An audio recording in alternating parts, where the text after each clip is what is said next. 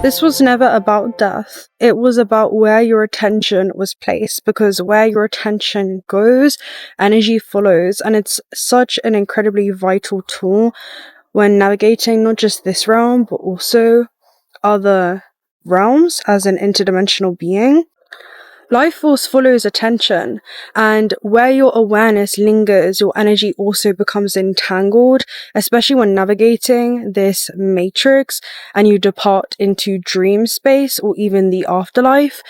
There's a part of you that's still replaying that conversation, or still reacting to a moment from that day, or still gripping to an emotional charge. Your energy is not here. It becomes externally bound, circulating outwardly, and this centrifugal loop where you're essentially draining out your life force because you're turning your attention away from the immaterial, intangible, and eternal plane, and instead you're focusing and almost getting lost, losing yourself, a deity that's lost in sleeping in matter, focusing on the material, the tangible plane in this existence.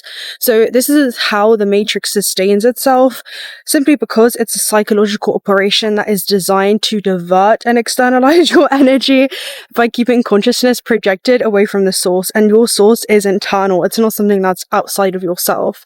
The ancient initiations actually taught the reversal of this. It was the light that folds back in on itself. It was the light that would turn its focus inwardly, not to escape the world, but to see through the illusions of it clearly. The opening of the mouth was the moment awareness returned inward, eyes withdrawn from illusion, ears tuned to vibration, speech aligned with truth. Osiris represents the fragmented distribution of consciousness. Isis is the intelligence that retrieves it and remembers how to reassemble you. Resurrection is not revival. It's simply integration. Resurrection is coherence. When attention is reclaimed, energy reorganizes. The nervous system settles, brainwaves slow, the field becomes ordered. This inward movement, centripetal, nor centrifugal, is what activates the Merkabah. Life force follows attention. When your energy is caught in emotional replay or daily interactions, it spins outwardly, centrifugal, binding consciousness to the material plane. The ancient initiations taught the reversal. The Merkabah is not symbolic. It's a functional vehicle, formed when life force becomes coherent. Every cell generates a microvortex. Every molecule carries a toroidal field. When these vortices synchronize, they assemble into a unified field, the Merkabah. Life force is the fuel. Attention is the navigation system. As awareness is drawn inward, the spin becomes centripetal. The lower centers stabilize, the heart synchronizes the system, and higher perception activates. When the Merkabah star is orientated upward, its apex redirects attention away from density, reminding you that you're more non-physical than physical. Dreaming is a natural training ground for this. As brainwaves shift from beta into alpha and theta, awareness detaches from the body without losing coherence. The chakras act as a phase gate. If a center is underactive or overactive, consciousness enters corresponding dimensional fields, simultaneous timelines, seeking regulation. Lucidity restores free will within these realms. What is healed up there, updates here. The Egyptians trained sleep and death as the same discipline. Both require mastery of awareness beyond the physical. The Merkabah does not take you away from Earth. It allows you to move through matter without forgetting who you are. I'm going to go ahead and read to you guys the Merkabah card just so that you can see it. This is about transcendence, ascension, and essentially recognizing that you are rising. Okay, I'm saying you're rising up to greet a new version of yourself, the highest possible expression. Merkabah and Merkabah are ancient Egyptian and Hebrew words relating to the ascension process of the soul. The Hebrew Merkabah or Merkabah means the chariot or vehicle, and it's most commonly associated with the prophet Ezekiel's vision of angels traveling on or in spheres of light. In ancient Egyptian, 𝓫 means light, 𝓏 means spirit, and 𝓵 means the body. When these three words are put together, the idea is that light engulfs the spirit and body, and there is an opportunity to rise up. The symbol of the Merkabah is a star tetrahedron. An 8-pointed star is simply the three-dimensional extension of a hexagram, a symbol that's strongly associated with the Hebrew and Egyptian mystery schools. In modern spirituality, the Merkabah is acknowledged as the light body or vehicle that we can activate for the ascension process. It has been said that it is surrounded by an 8-pointed star tetrahedron, and when we're aligned on a spiritual level, the star spins at great speed, creating a sphere of unbreakable light around us. The sphere of light can help us move between dimensions. While we're having a human experience, it creates a portal into the divine matrix so that we can connect with guidance and walk the path of light. This is essentially saying that you are able to streamline higher dimensional levels of awareness and actually anchor that into your gameplay experience and how you choose to navigate this third dimensional construct lucidly and lucidly guided towards your chosen destination, if you will. To connect with the Merkabah, place one hand on your heart and the other on the space just above your pubic bone. Breathe. Send your breath down to earth. Send your breath up to heaven. Then chant Merkabah several times. When you feel you've chanted enough, visualize or psychically see a spinning sphere of light surrounding your body and be open to wisdom coming through. You are engulfed in light. Your message with the Merkabah is that you are rising your vibration and becoming magnetic to the presence of light and wisdom. You're in a space of ascension. The ascension process isn't about leaving this incarnation or dimension, but about finding harmony within it. All of the attention, love, and care that you have been giving to your body are supporting your spiritual journey. A powerful gateway of light is surrounding you now, allowing you to connect with the divine matrix of ancient wisdom. It's important for you to be aware of the information, energy, downloads that you're receiving, for all that's coming through is supporting your expansion. You are moving up a level and it's time to fly high. And also what I find really interesting is the other message that came through with the Cosmos Oracle was protoplanetary disk. And this is being in a space where planets are formed themselves. And it talks about you standing in an entirely active point right now. I'm going to go ahead and read protoplanetary disk for you. So, where planets themselves are formed. Although all the nebulous material makes it difficult to achieve clarity in the here and now, something large, concrete, with endless possibilities is brewing. This talks about something becoming solid, something becoming tangible for you in your experience. It's a vision breaking through space and time and becoming part of your physical reality. You're standing in a giant incubator. This is exactly where all planetary systems and physical processes take shape to create a planet. And not just that, it all happens around a star. And if you think about the tetrahedron, this is a star, it's an 8-pointed star. And I'm also seeing that as something that the hermit carries on his journey, because it's this 8-pointed starseed that actually illuminates the path in front of him. I'm only putting that together for the first time, which is super interesting. And it shows him the next few steps that he has to take and also the outcome of what it is that he's moving towards. Yet the journey remains unknown.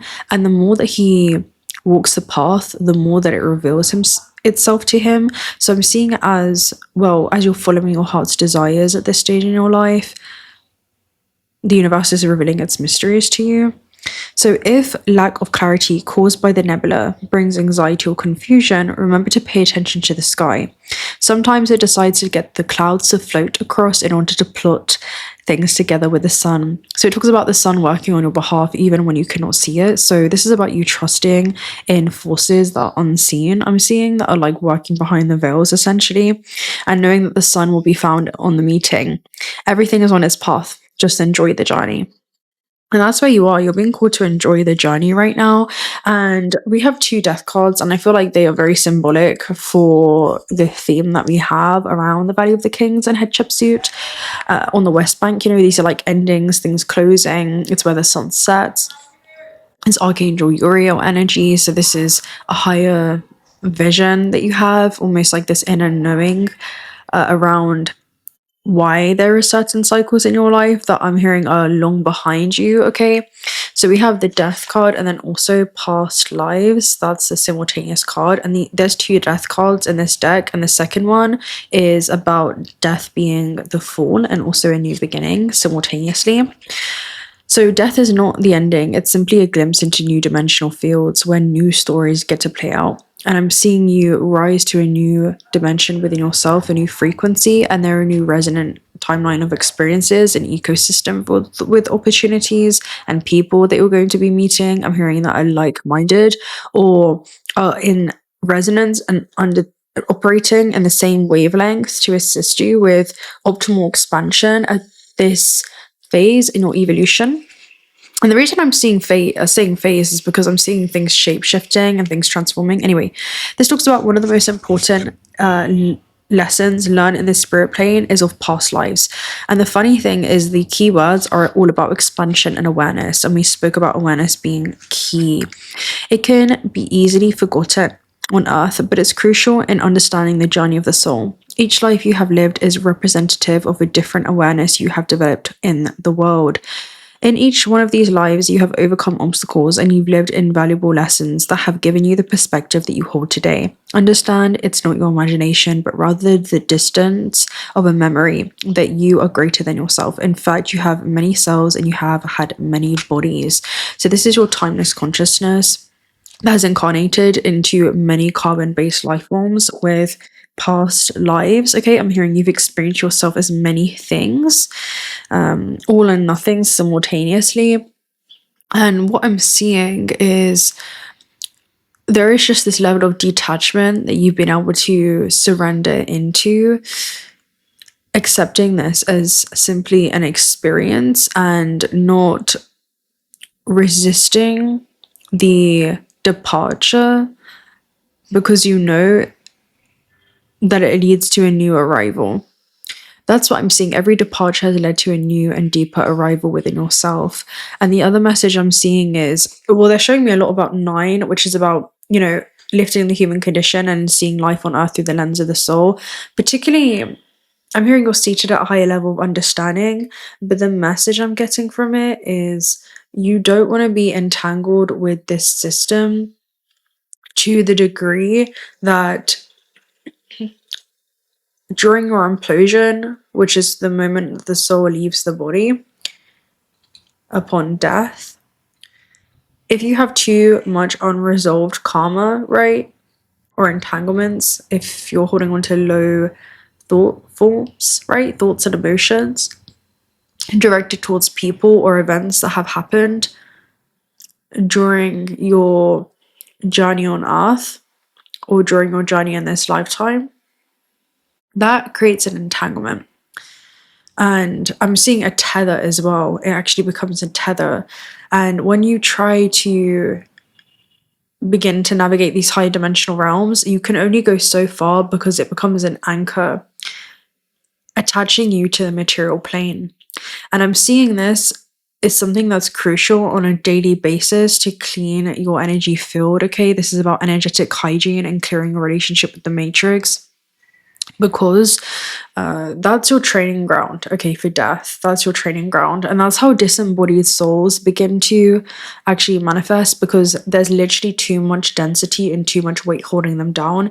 It's like a rocket ship trying to take off, but it doesn't have enough fuel, and it also has some type of attachment keeping it stuck within the gravity, okay? That's what I'm seeing, keeping it stuck within the material plane instead of being able to fully take off. That's what I'm seeing happen for you, okay? And the way that you're releasing or alchemizing these cords and refueling yourself is turning your attention back inwardly, okay? There's something around that for you. Each past self you have lived influences the decisions and events of your current life. Your fears, your dreams, your wants, your desires. Your past lives are entangled in each choice you make. And the things that make you who you are, you have pulled this card to draw awareness to this. You're constantly expanding new cycles and beginning and ending all the time.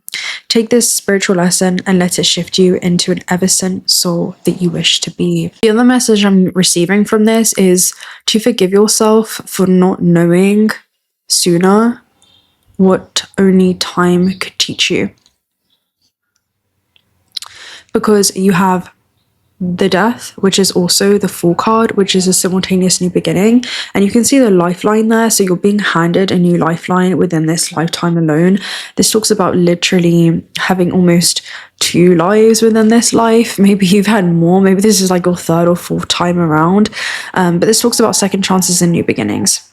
In the beginning there is death. It's what we often fear and know so little about. We imagine it as this soundless dark void where there is nothing everywhere. But in this oracle, death marks the start. Perhaps it's here that we can finally see death as not an impending force that we fear, but rather an escort into our new chapter. It's the end of a cycle, and it opens a door for a new lifetime to unfold. So this talks about accepting this hand, right? You can see this hand that's like beckoning you to come and safely learn more when it comes to what your life on earth could be. I'm hearing these new choices that will lead to a new unfoldment of your journey here because of the knowledge that you now have. Okay, I'm hearing that you're now able to access or reconnect with. It definitely feels like a reconnection with some type of innate knowledge, and it feels like what you're reconnecting with is really your own intuitive guidance to be able to navigate this plane, honoring this innate intelligence and eternal light within you that is guiding your path. So beginnings can be restorative. It's more often than not that we forget to realize the beauty and the infinity of things. And when we talk about the infinite, you know, we're talking about everything that has shaped you to this point. We're talking about the light, we're talking about the shadow, and really being able to honor the whole, because you wouldn't know one without the other. And it feels like a full circle moment that's happening for you, where you're really just stepping into this effortless flow. You know, there's something that you've been able to master in this cycle and within this lifetime. So I'm going to love and leave you guys right there. If you're not already subscribed to the channel, do consider subscribing because we'd love to have you around. Personal reading details are also down below. Also check out Otter Spirit if you're looking for some high quality AAA grade jewelry. We have a beautiful collection on today. And I'll speak to you very, very soon.